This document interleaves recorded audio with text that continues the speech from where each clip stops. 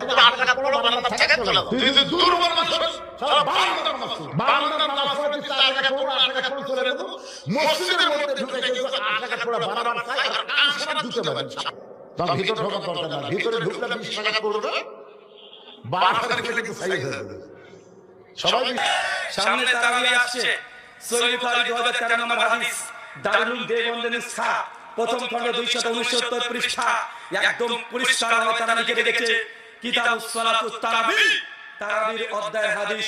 আমাদের আয়েশা রাদিয়াল্লাহু তাআলা আনহার হাদিস নিয়ে এসেছে আব্দুর রহমান বিন সালমা থেকে, মা কানা ইয়াজিদু ফি রমাদান ওয়ালা ফি গায়রিহি আলা 11 রাকাত। আল্লাহর নবী রমজান মাস, রমজান বাদ দিয়ে 11 রাকাতের বেশি তারাবি পড়তেন না।